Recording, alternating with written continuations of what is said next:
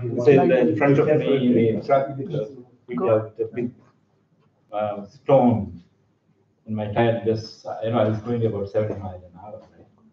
And so I barely managed to go on the right leg. But because we wanted to meet here, so I'm here. Anyways, yeah. I don't need too much of a formal introduction. I'm a retired guy. And so basically this is fun for me to just share whatever I know, right? All right, go ahead. A few lines. Sure. So, hello.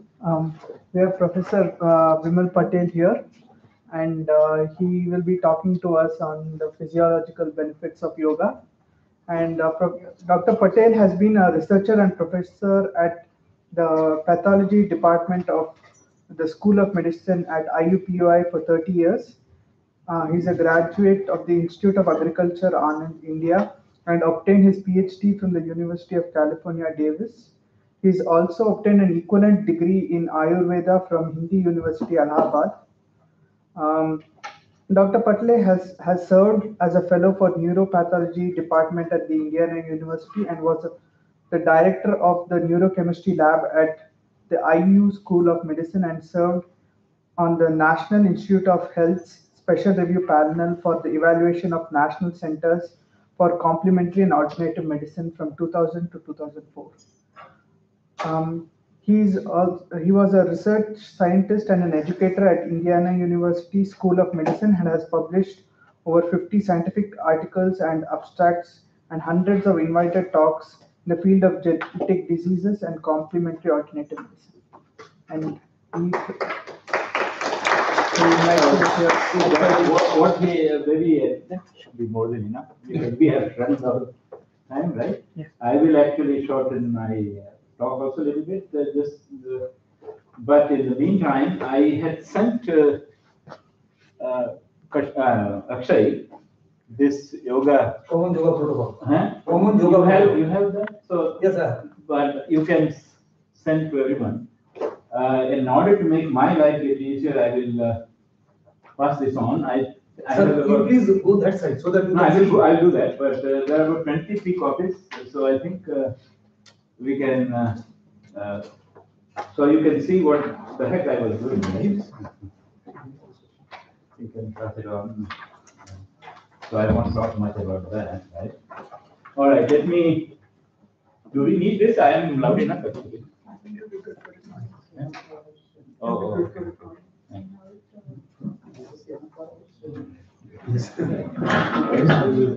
Is it better? Okay. So let me, I think if I want to, I was planning to have a lot of editorial, but now I will try to stick to my script so that we can all get out in time, right?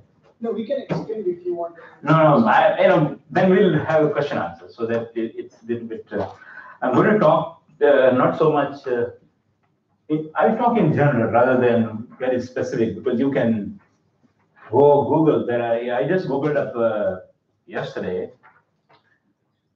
This year alone, in last 6 months, there are over 2,000 papers published in yoga, research in yoga. It's a huge field nowadays.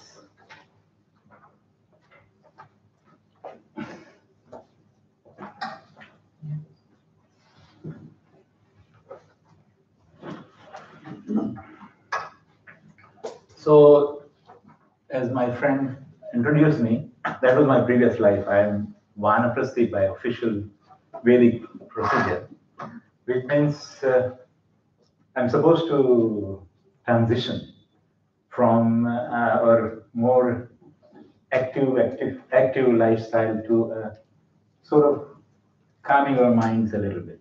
And I was really tested today. I just 10 years ago, I would have just said forget it. But I was determined to come and see you all guys, right? Let me give you just a bit of I came from a small tribal village, actually. A long time ago. So I have been here for more than 53 years. So I'm really a Hoosier, as they say here. And out of this 53 years, I've spent more than 48 years in city of Indianapolis. I have two children who are already grown up, and one is working in Indianapolis, so he stays with us. My daughter is a lawyer, and she is actually asylum officer in Trump administration. Her job is cut out for her. All right. So, having said that, let us talk about yoga. I do not know what has been told to you, but you had at least one poster session, correct? Or this is the first one? Or? The posters are all on the campus. Oh, okay. So let me begin by saying that I am not here as a professor, or a teacher, or a Hindu, or Hindu American, or Indian, or American, or male, or a student to yoga. While I'm all of that, I'm here simply as a fellow human being, sharing some thoughts that I have gathered on yoga, and I have called yoga the science and technology of harmonizing human mechanics. Since you are a lot of students here in engineering and perhaps in technology, and I must admit that that's one area I'm so weak because I grew up in a very different era. So as we celebrate the fourth International Yoga Day, let us begin by thanking my friends here. I have been communicating with Akshay and Vasudevan, and I think some other also, but if I don't remember the name, please forgive me. And all of you who are here and stayed despite so late, right? Also, let us begin by thanking Prime Minister of India, Sri Narendra Modi, whose vision has caused us to be together today and reflect on the significance of yoga in our lives. I am sticking this so that I don't get off the track. So it is the Prime Minister who recognized the fact that this information and advancing science and technology, the climate degradation, regional conflicts, and societal instability and disharmony in the world continue to increase.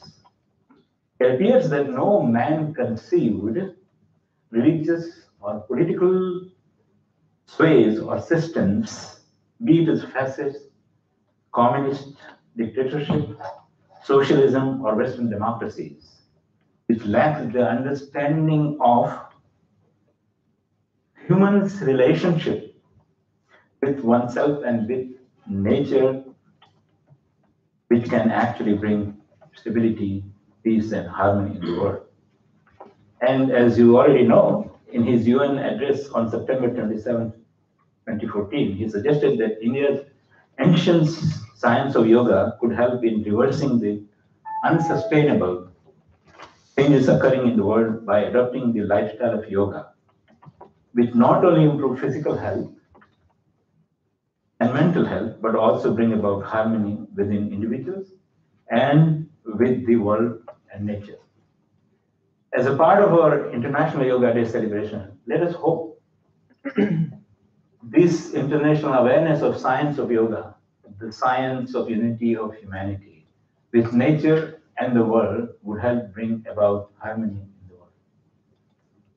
However, as we witness in this age of science and technology of gadgets, we are all caught up in the web of gadgets, and we are beginning to conclude that technology will solve all human problems. While this misplaced main focus of science and technology, primary science and technology is currently, as we see it, for military application.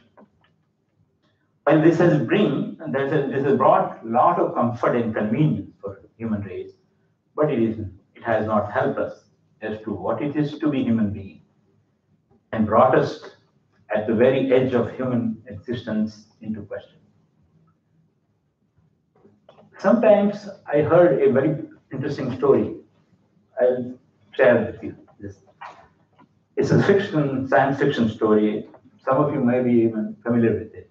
by a Bengali author, Niranjan Sinha. I don't know whether you've heard of him. He writes stories and even books. The story was about human beings creating highly advanced robots. These advanced robots could understand the nature of politics and make political strategies for the human beings. As it turned out, this was a very bad idea because the age 11, the political robot rallied all the other robots and wanted equal rights for humans and robots. So it took a charter of demands and walked into parliament and said, we want rights. An intense debate ensued between political robot and all the political and social leaders of the country. And throughout the morning session of the debate, nobody has answered for H11 his questions. And it was prevailing all through. In a sheer desperation, the Home Minister calls up the robot psychologist and says, you better be here. And in the post-lunch session, the robot psychologist starts off with a simple question. And the question is, he says, H11, who are you? For the first time in the day, the robot is a little unsettled. He says, well, I am H11, the 11th generation of robots with all these capabilities. The psychologist says, okay, go on, H11. What else do you want, doctor? The robot says, I have everything else in my, design drawings. All you have to do is look it up. The psychologist said, that is exactly the difference between us and you, H11. Even with our advanced knowledge of human anatomy, engineering, biology, physiology, cognition sciences, neuroscience, genetics, and psychology, we cannot draw such a design drawing for human being.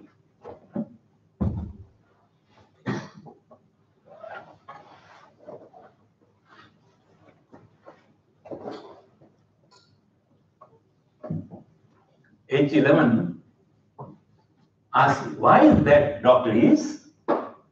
Because we don't know the nature of individuals. We have to take into consideration so many factors. For example, the Atman, or the soul, for those of you who are not familiar with the Indian terminology. And the robot starts laughing. And he says, Doctor, science does not believe in existence of Atman. Neither do I. Then the doctor says, H11, here is a little book, and I want you to read it. I don't think it is part of your digital library. Read it and tell me what you feel about it. And the doctor gives him a copy of Bhagavad Gita with words marked out which says, the Atman is never born, it never dies, it never came into being, and it will never cease to exist. Unborn, eternal, timeless, and changeless. It is not killed when body is killed.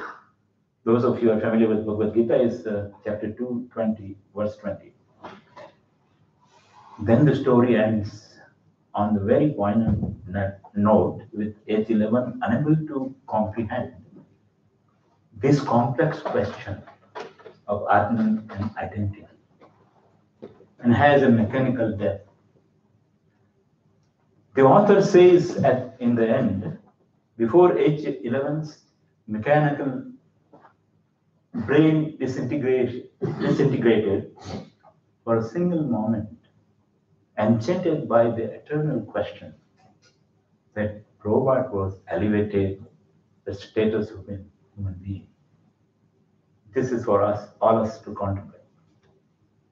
This is really a great story because it talks to us about what constitutes our spiritual identity as humans, which is also different from all other identities where we carry us. Just imagine, since you are at Purdue, I thought of including this. On 20th July 1969, when the first man, a Purdue graduate, Neil Armstrong, ever to place feet on the surface of our moon, he was so exuberant, joyous, and ecstatic that the words flowed from his mouth were a small step for man, a giant leap for mankind. What a profound statement for humanity. Such statesmen can only flow from highly evolved yogi who can identify one's psyche with entire humanity. When we look at his life story, and there is, I think you have an exhibition here, so you are all familiar. I don't have to belabor the point, but we find that he lived a life of life to the fullest, and filled with adventures and daring. You know, he was a test pilot, right? For expanding boundaries of human knowing. In the same way, when the ancient sages of India sat in yogic meditation, with their mind completely emptied for contemplation on search of truth of existence of the cosmos in which we find ourselves, they discovered and saw oneness of their consciousness with entire cosmos. This vision they blurted out, just like Neil Armstrong. This, say, the Pragnam Brahman is consciousness. Aham Brahmasmi. I am this all-pervading consciousness. Tattvamasi, you are that consciousness. I am Atman Brahman, this self is consciousness, and so on.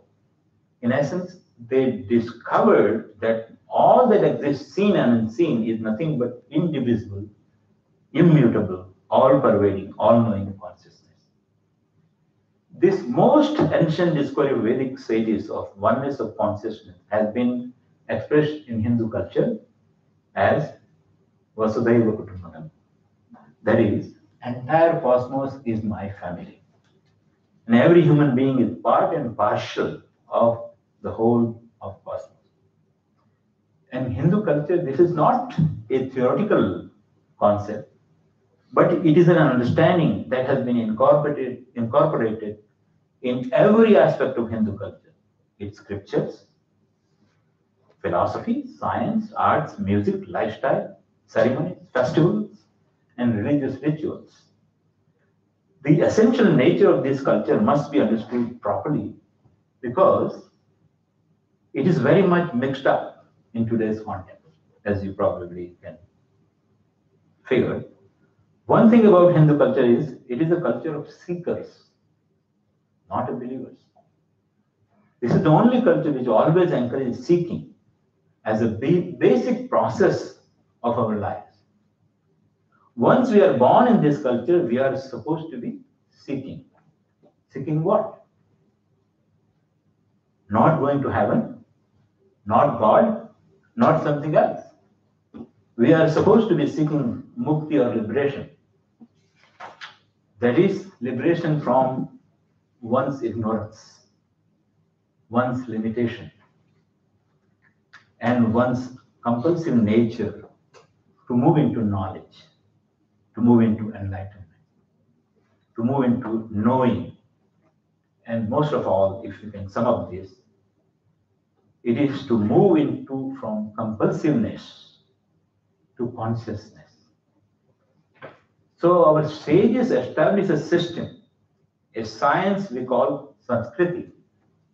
The word is derived from, as you probably, some of you who manage Sanskrit, is root word is sam, which means equanimity, well, or exuberance. And kriti means to generate. Thus, the word Sanskriti denotes the process to generate individual human beings who are perfectly equanimous within themselves and with the external world.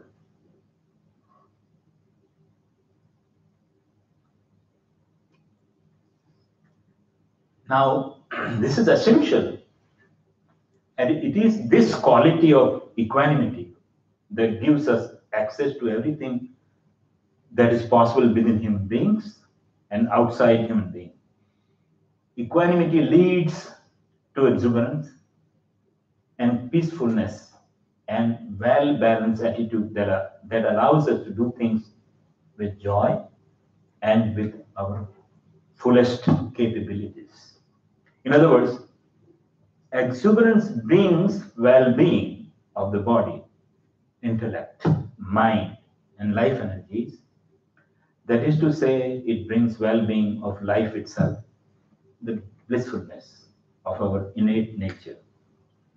So Hindu Sanskriti or culture being basically spiritual, whole life of a Hindu is one of yoga. As you know, the word yoga means union. The union is not just mind, body, and spirit, but union with everything in the cosmos. The latest discovery in science tells us that a single source of energy is manifesting itself into infinite ways. Yoga is a technology of our Sanskriti to accomplish what is to be ultimately accomplished in life.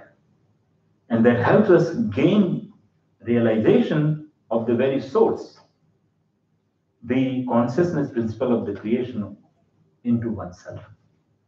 This is the identity of Atman and Brahman that a Vedic scripture speaks about. In addition, as a side effect, please note, health is a side effect. In addition, as a side effect of the yoga-based lifestyle called Ayurveda, I have handed out you the article about Ayurveda. If you go through, you will see similar conclusion. I wrote this about 4 or 5 years ago in one of the international conference that I gave a talk.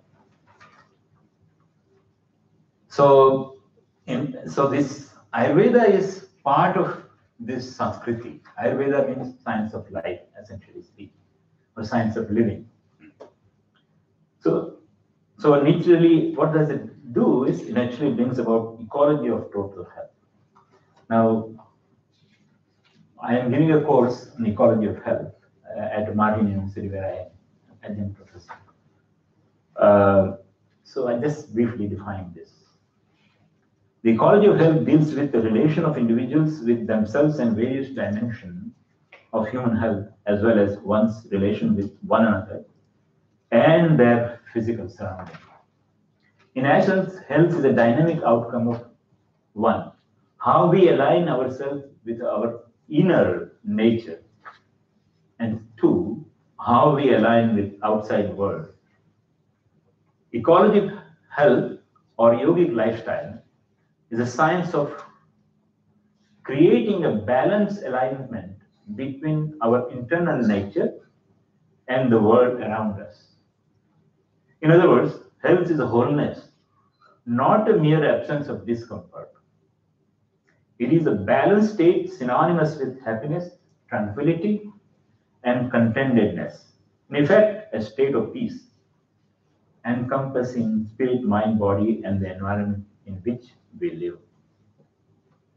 Now, in this light, if we were to examine the words flowed from his mouth, a small step for man, a giant leap for mankind of Neil Armstrong, as he stepped on the moon, reveals his intensely exuberant, vibrant, and exalted mind, that his sensation became identified with entire field of humanity. In other words, at that moment, his psyche had become universal. And that is when we say you are in yoga. In such moment of exaltedness, everything you experience is as me. Even if you stayed in this experience just for a moment, the fundamental way in which you perceive experience of life is altered. This is the basic aspect of yoga. That is to say, the technology of yoga allows us to experience inclusiveness of the entire universe. Let us understand this from a medical perspective. Suppose today you lose your peace. What will happen?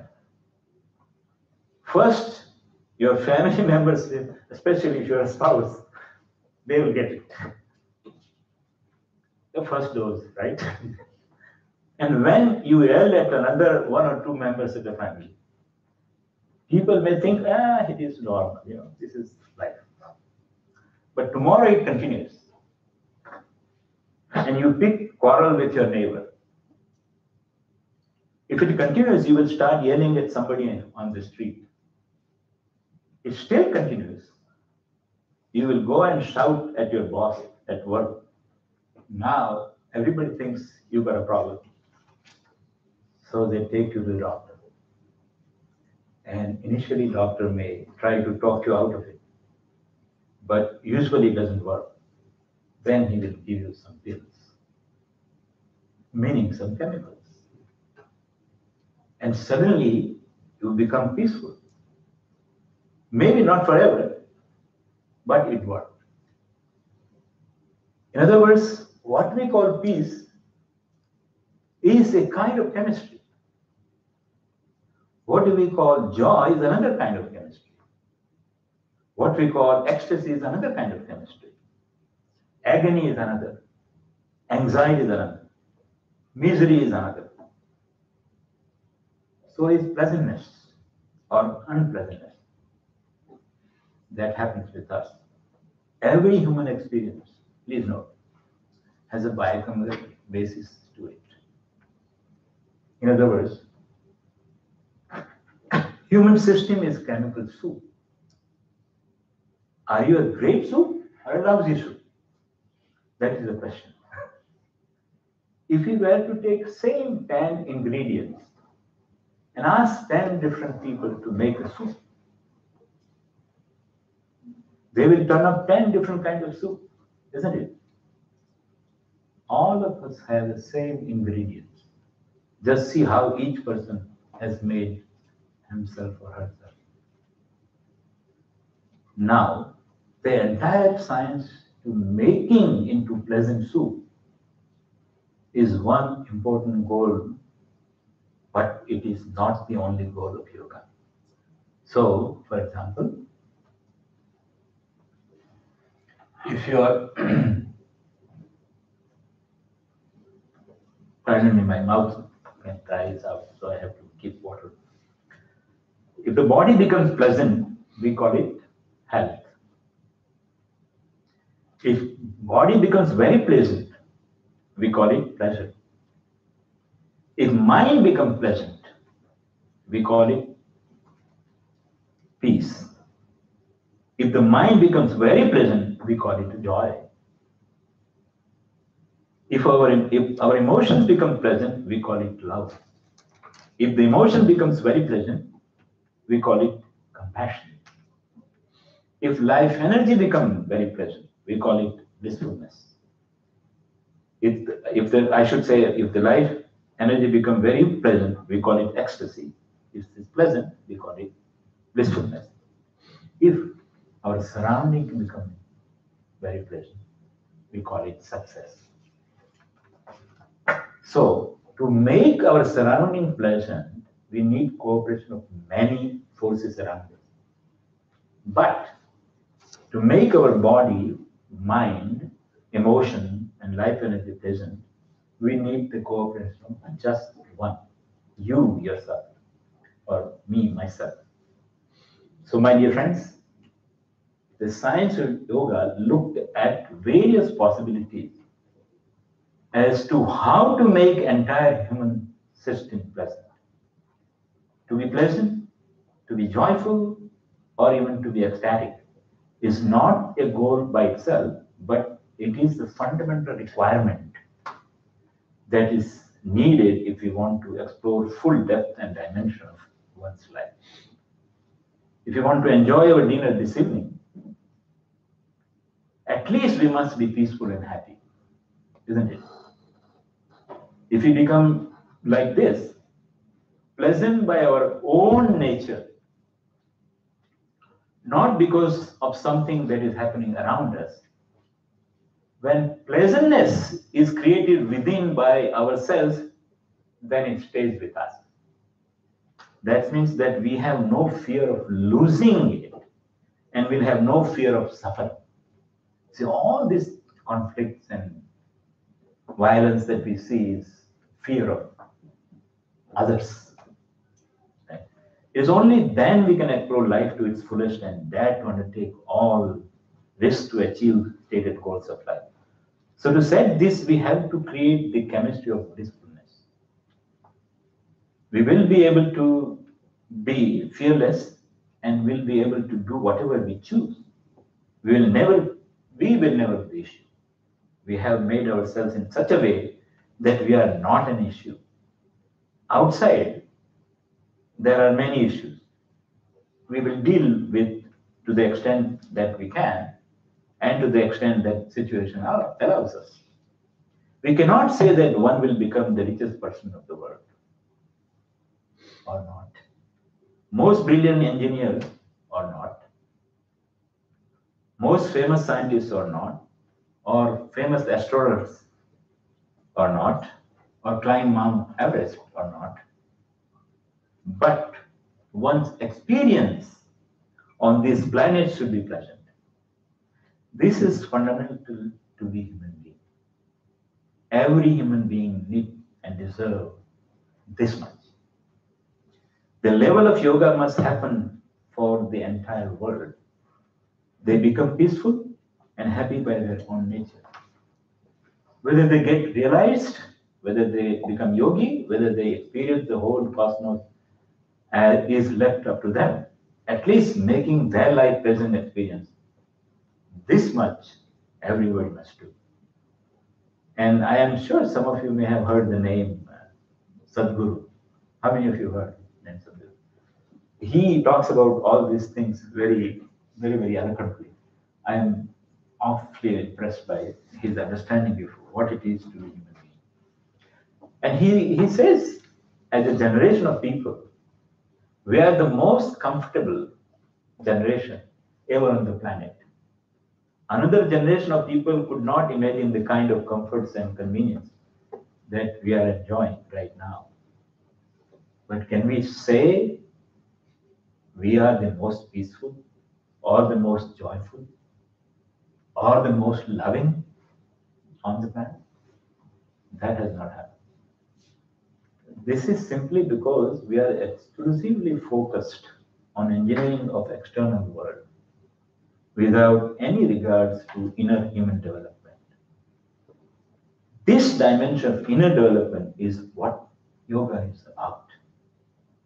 Looking at the mechanics of life, technologies and tool of creating inner wealth. In other words, as there are objective tools to create the external situation, there are subjective tools to create inner situation. Yoga is about creating inner situation. It is the technology for well-being. And as we all know, technology, even though I am not very good at using it, is something we just have to learn to use it. It does not matter who we are. If we learn to use it, it works. This is the science that has withstood the test of time without any institutionalized support for several thousand years, just because it is a technology that works. It is with this vision that International Yoga Day was launched, so that the world could take to this science. This is the science that our scientists need to bring. This is the science that our societies need to bring peace and harmony in this ever-increasing conflict and violence. violence-ridden world of ours. Hari Om. Thank you. For those of you who want to have a common protocol, I have actually emailed to Akshay. You may have it is with you. Oh, okay. And the side effect, the benefit, I can technically I can give you several days of talks, but essentially it deals with how to improve the chemistry of our inner being. As I said, there are more than 2,000 papers for this just in the last 6-7 months.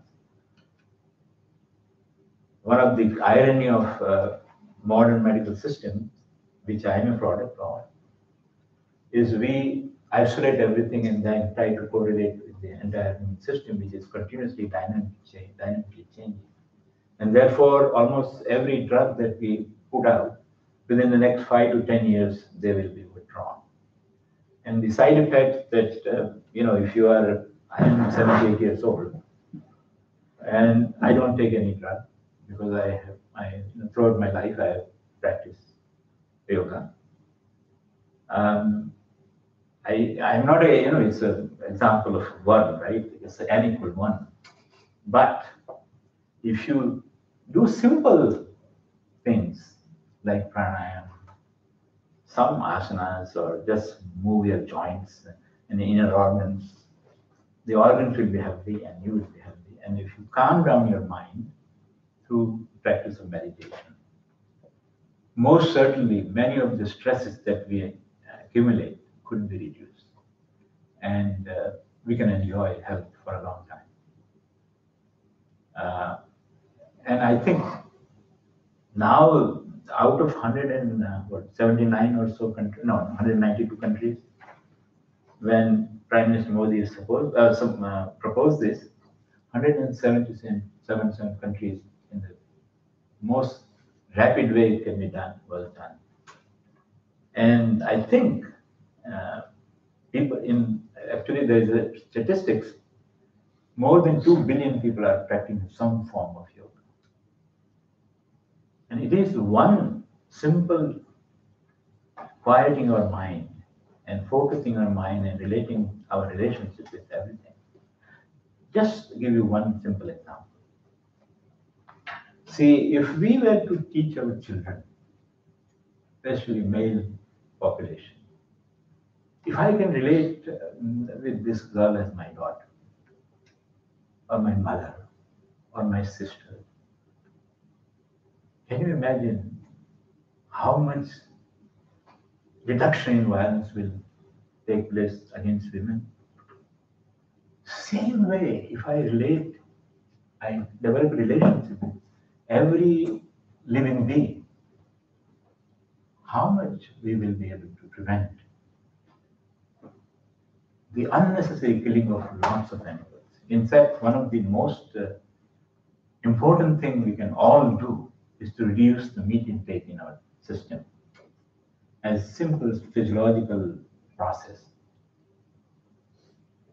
Not only really all these epidemiological studies done in the world have shown that vegetarian-based diet will have lot less medical expenses in their lifetime, lot less or fewer chronic conditions. The beautiful study that was done is the Seventh-day Adventist group, right in this country, in Loma Linda, California. They have almost 60% of healthcare costs compared to the general population. They live on an average 8 years more than we do. No, I am not talking about Indian diet. Indians are not really following proper diet because we are too much into fried food and stuff like that.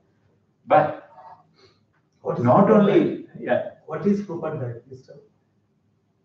See, if you grow up, there is let me just finish the statement and then I'll answer the question. Then we'll go to the question answer. See, not only if you reduce just by 50% of the meat consumption in this country or throughout the world, we will avoid completely all the climate warming gases in the environment. All the pollution that is created by all the cars and planes and what have you, more pollution is created by the animals that are being used for consuming for people's diet. In fact, it takes the water consumption, 30% of the land usage in this world, surface land, is used to produce meat. It takes 25,000 liters to produce 1 pound of milk compared to about 1,500 liters to produce 1 pound of protein or just 1 pound of grains or whatever. And there is no reason whatsoever, as I can tell you as a scientist, plant protein is as good as meat protein. In fact, it is associated with far fewer side effects compared to meat. All right, now, what is the diet? So it is, we have to really, moderation, Gita talks about it, right? Moderation in everything. We don't, if you are coming from Bengal, then you need to eat fresh, whatever you eat. So your genes are very important. So if you have been living more than 4 generations in a given culture, your gene recognize every food that you enter. Just imagine, we are nothing more than piece of planet. Everything we have accumulated in the system has come from that. So the other important thing that we must, all life is separate. We must take care of what makes you you. We are nothing more than a combination of earth, water, fire, the 5 basic elements, that air, space. Now, we are polluting without even recognizing that we are made of this. This is what yoga does. Yoga brings in harmony all the elements. One of the first things that is done is what we call a elemental suddhi, or the Panch Mahabhuta suddhi, the 5 basic element purification. The mind is nothing more than a silo of memory. It's simply memory for many lifetimes, because these are continuing. There are 3 aspects to all of us. We are not only connected physically. I can just tell you right now, every breath you take and every breath you exhale, on an average, you are breathing in 10 to the power of 22 atoms. You're exhaling 10 to the power of 22 atoms. And just now, in just about half an hour or a little more, we have exchanged organs with each other. So physically we are connected. If there's there is a unity of mind. If it wasn't there, you and I cannot communicate. There is the only thing that all moral laws, all physical laws,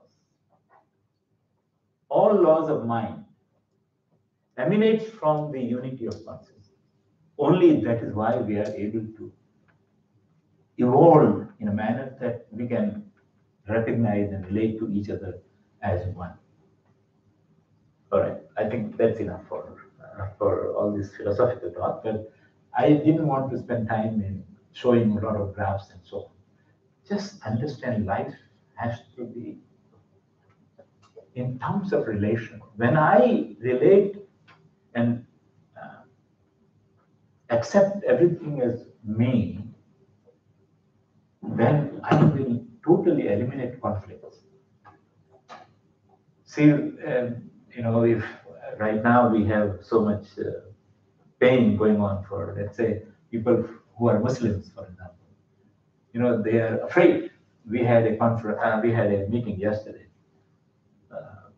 We're talking about how the Muslims are so much afraid, and you just accept them as human beings. See, what is the most common denominator that we can identify ourselves with? And that's being human, being alive. once we have that, every one of us are part of the same whole, where is the conflict? So if this education, see, for so many,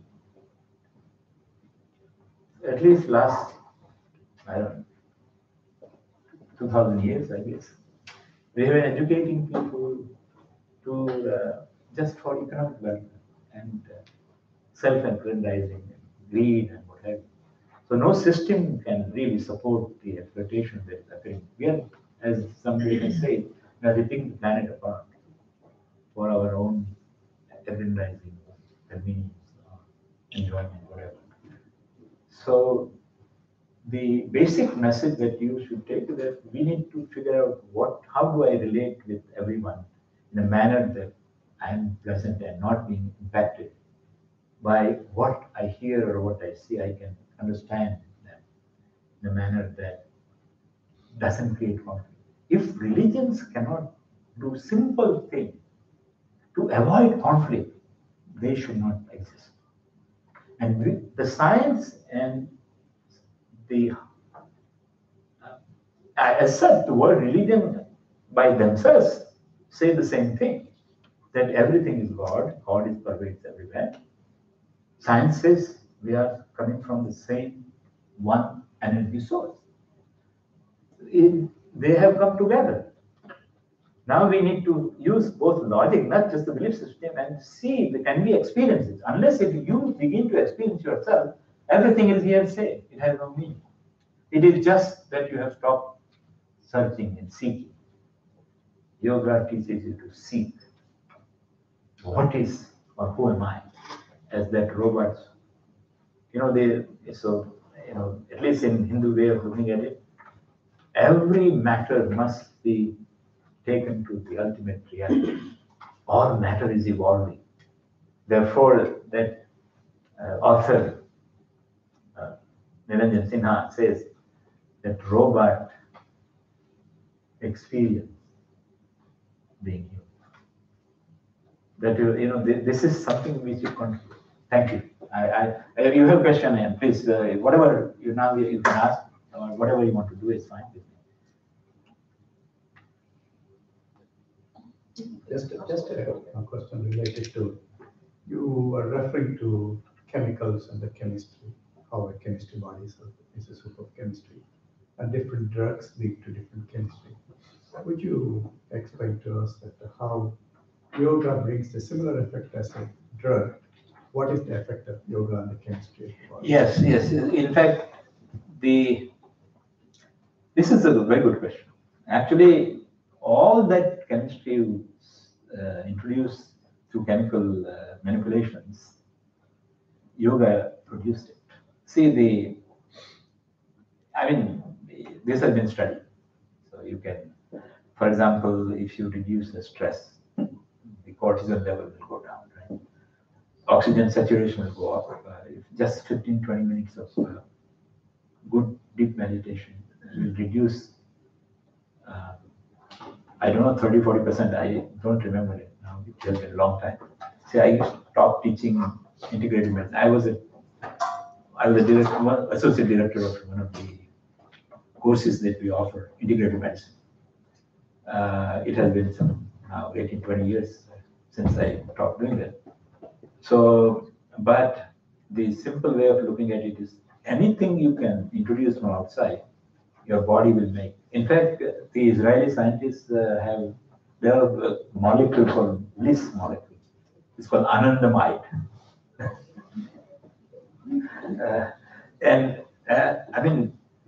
But the beauty of it is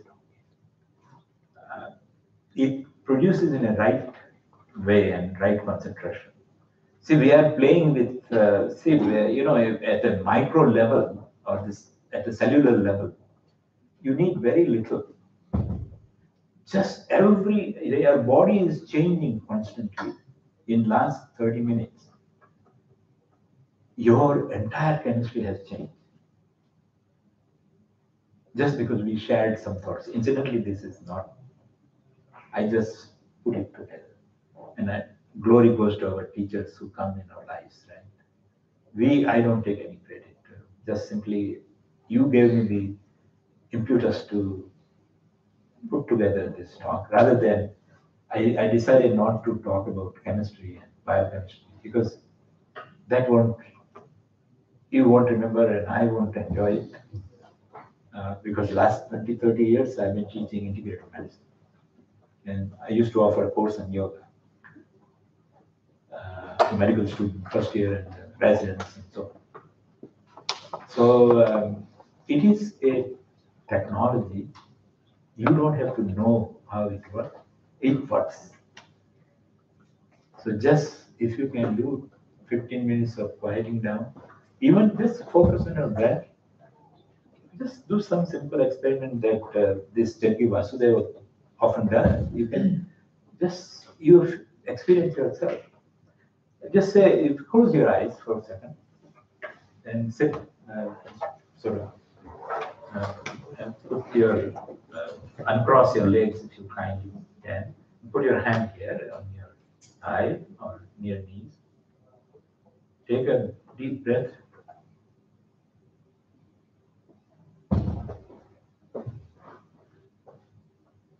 Put your arms, your palm, the way you have it now, and experience how your breathing is.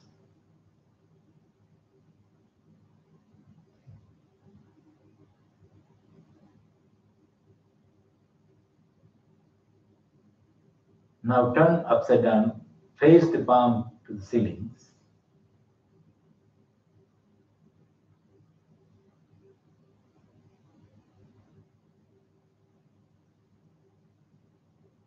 Now tell me how the breath is before and now.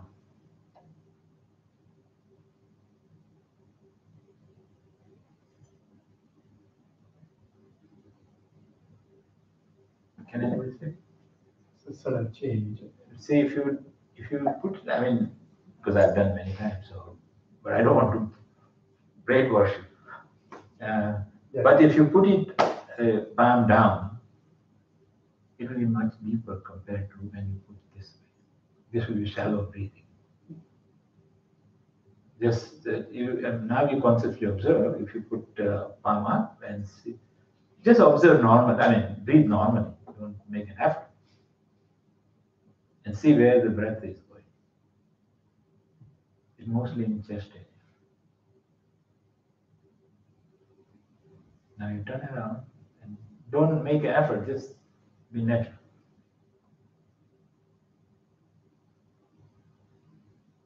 It will go deeper. If you just do 5 minutes or 10 times, alternate breathing, you will see the balance in your mind. The so-called functional MRI studies have shown that a long-time meditator, the communication between two hemispheres is much more smoother and much more active. In other words, they are thinking holistically. In fact, you can control your breath pattern. See, we have the rhythms. The morning you get up, the cortisol level will go up as blood pressure goes up. And as you begin to engage in activity, that is the time when you meditate, you can reduce your heart rate, you can reduce your blood pressure. So morning meditation will help you prevent blood pressure issue. Actually, there are studies that have shown that on Monday morning, between 8 and 10, many heart attacks occur because we don't like to go to work. Because we don't enjoy work. And if you just were meditating and able to be pleasant, you can face anything. You can face anything. Even a bad boss, just don't get mad at them. Because you can just take as is rather than through your mental memory.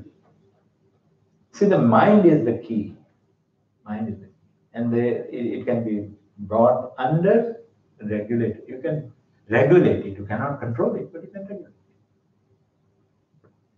I want to I have one question to ask you. Sure. What I observe in America is too much emphasis on the system, methodical teaching of yoga, as if it is one more exercise program Yes. or medical system, not what you explain. Yes. Is it a good development or bad development? It is a development. See, your body, because body and mind is related. So, but once you get interested in posture, posture is the first series, asana, yam, niyam, right? Pratyahara, pranayama, pratyahara, dharana, dhyana, samadhi. These 8 steps. The Patanjali's yoga, there is, I can unequivocally tell you that Patanjali's yoga sutra, there is no, this is what we call Ayurvedic psychology. There's no better book in this, on this planet, to handle your body's need, to become pleasant. It's even simple thing, for example, for young students, if they can find 5-10 minutes of quieting down before you go to class, your ability to focus. Vivekananda used to say that don't teach them anything, just teach them how to focus. Information is not very useful. Can you use that information in a constructive way is the key, and that requires having the ability to focus. And focus is one area that happens automatically when you quiet down your mind. There are lots of studies have been done. Lot of studies have been done on violence. Yoga can reduce violence. Many studies, many. As I said, I looked at 14 to 18 in 4 years. There are 21,800 research papers have been published on some form of yoga, whether it's a pranayama or Surya Namaskar or this or that. Lots of things. You cannot keep up with, but you don't have to. That's why I didn't want to talk about the nitty-gritty of it, or fragmented science. I wanted to bring the yoga is a holistic science. It's like watering the roots of the plant rather than just spraying on the leaves or something like that.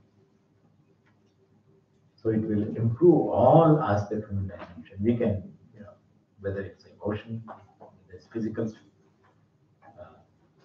physiology, biochemistry, emotion. See, there's a beautiful book in Molecules of Emotion.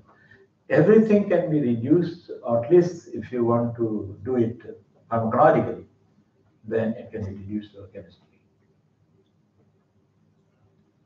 All right. Thank you.